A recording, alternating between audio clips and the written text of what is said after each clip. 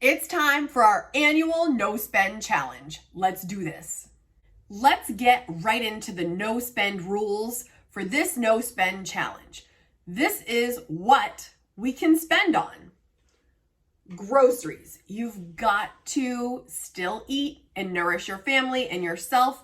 So groceries are, of course, something that you're going to spend money on. And you can kind of choose if you tighten it up a little bit, if you choose to use what's in your pantry to kind of lessen the expenses of your groceries. But don't think you can't buy food, you're buying food. Number 2, your mortgage or your rent payment. That's a must. You can't not do that because it's no spend. Make sure you pay your mortgage or your rent on time. That's a necessity. Next is you're going to get gas for your car. You've still got to work. You've still got a life to live. You are going to have your gas for your vehicle. You're also going to continue to make your car payment, of course, and pay your car insurance. Next, you're going to pay your bills and your regular utilities. You're not going to fall behind during no spend because it's no spend. You still have to take care of your essentials. Remember, we're not spending on extras, and I'm going to get into that list in just a second. And lastly, if you have medicine or prescriptions that you get each month, you must have those also. So that's my list of things I will spend on in no spend. Now let's talk about, even more importantly, what we're not going to spend money on that we might traditionally spend in the average month. Clothing. Clothing is something that I can absolutely go without for a month. In fact, me personally, I go a lot longer. If you're a person that buys clothes frequently, we're going to lay off this month. You probably have enough clothes to get by for the month. Let's take that off the table. No new clothes. Shoes, accessories, all the things that you probably already have, but maybe for style purposes, you like to get things that are new and fresh and updated. This month, we're taking a break. Books.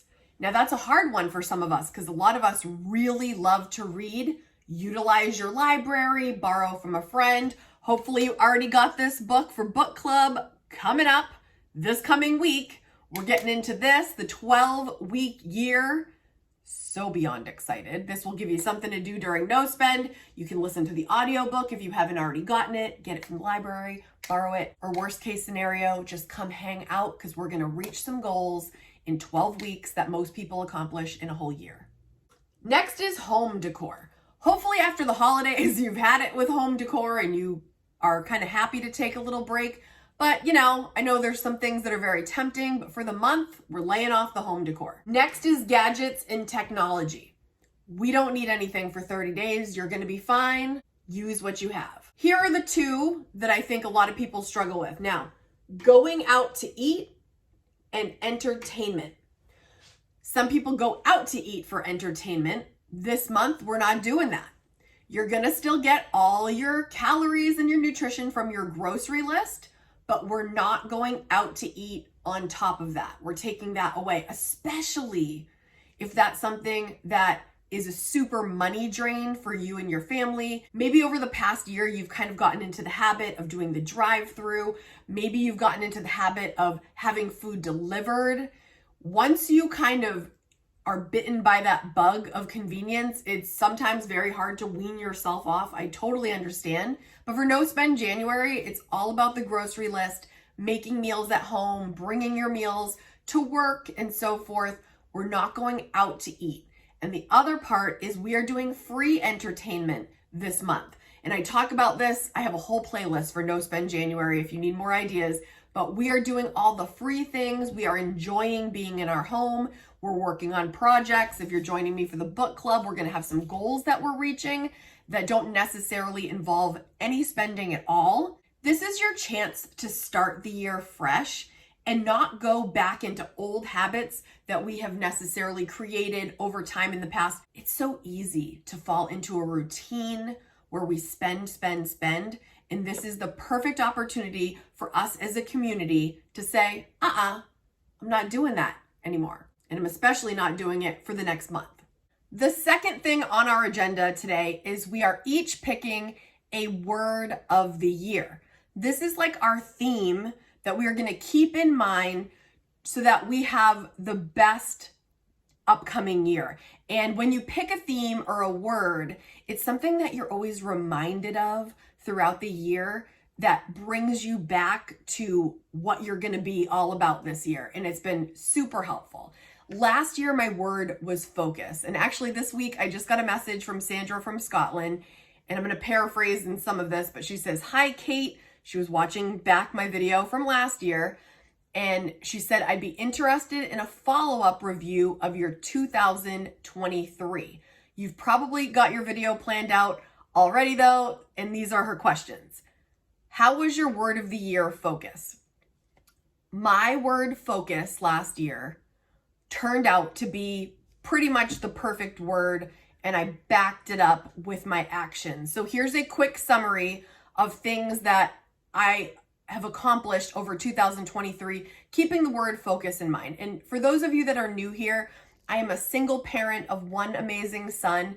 So I don't have a dual income, meaning somebody else to depend on. It's me, my full-time job, my side hustles, etc. So these are like the top 10 things, I think, like highlights that happened with my year of focus in 2023. One, I maintained a full-time job, which is just notable, just so that you know that this isn't my whole life here. I have a full-time 40-hour-a-week 9-to-5 job outside of this. I had a part-time job teaching ballet and jazz. I'm also a dance teacher. Choreographing is one of my passions. Number 3, I am choreographing our school musical this year. I work in a school and I am choreographing that. I am choreographing competition solos for some of my dancers at the studio. There's a lot going on here. I am growing my YouTube channel thanks to you all and our community here. I am raising a son who is excelling academically. He's had a really good year so far, and I'm so proud of him beyond all the other things, being kind and being a super good person. I'm just very proud of him. He was in 6 shows this year, actually. That includes the summer series that he does. He is an actor. He is in some musicals and plays, and he was in 6 this year, which was pretty great. He sang at the mayor's inauguration with his class. It was beautiful. Such a cool experience. He did the cross country team, which was so healthy and just a real positive experience.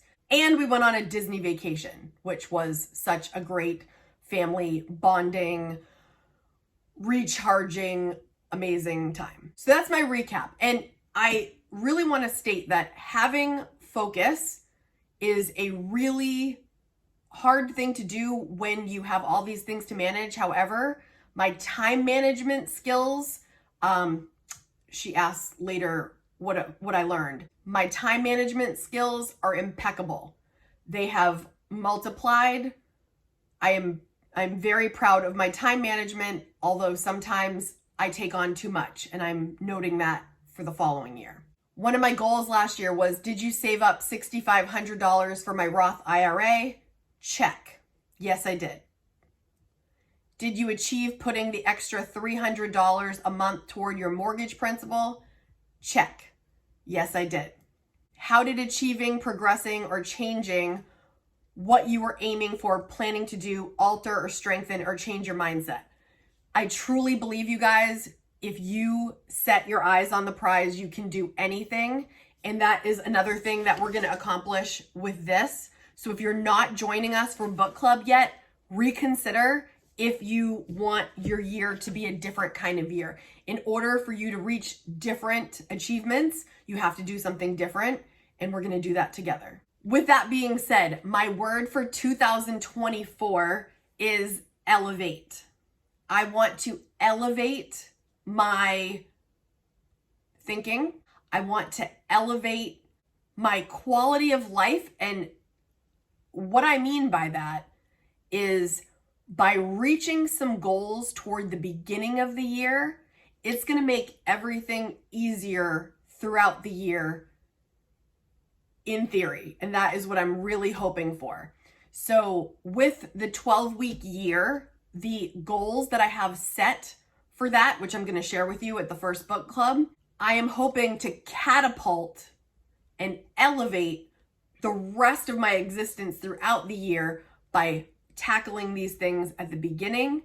I want to bring everything just to an elevated, positive quality in my life. One of the words that I was thinking was upgrade, and I just don't like that word because it makes me think of like having to upgrade my phone and upgrade my technology and all that stuff. That's not the right word. Elevate, bring everything up, and always be looking to live the best, most quality life that I can based on my actions and my thinking. Now is your turn. Think about what is your word of the year and let us know down below in the comments so we know what your intention, your focus, what are you thinking about this year? What's your 2024 gonna look like? What's your inspiration? I'm also giving you homework this week. Can you believe it? If you choose to accept, read or listen to as much of this as possible so that you can start planning out your goals for the first year of the year, which is 12 weeks, the first 12 weeks. Think about for 2024. Think about for the next year, if you could accomplish something that would make the rest of your year easier, what would that thing be? I'm going to say to pick 1 to 3, no more than 3. 1 to 2 is very solid so that you can be really focused on it for the next 12 weeks. What's the thing that if you did this thing, everything would be easier in your mind and in your experience? I invite you to join us for this, what I truly hope is a life-changing experience by thinking about our year in a completely different way.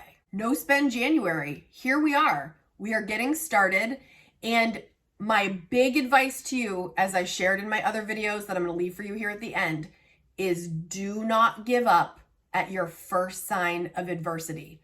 If you accidentally spend on one thing, don't throw the whole thing out the window because you blew it. You didn't blow it.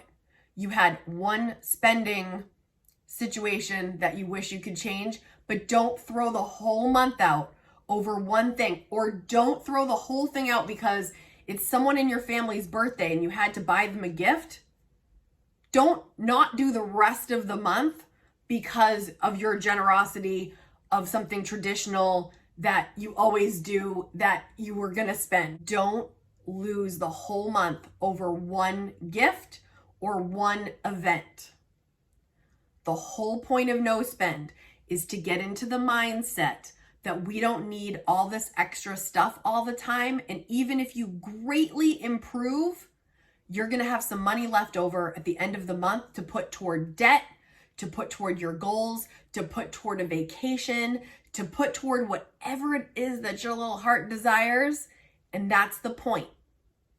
Progress, okay? If you're pumped about No Spend January and you want to dive a little deeper, I'm going to leave my No Spend January playlist right here so that you can learn and absorb any and everything that we've ever talked about regarding No Spend January so you have your best one yet. Thank you so much for watching, guys. I'm so excited for this year. See you soon. Bye. Kiki says Happy New Year, K-Squad.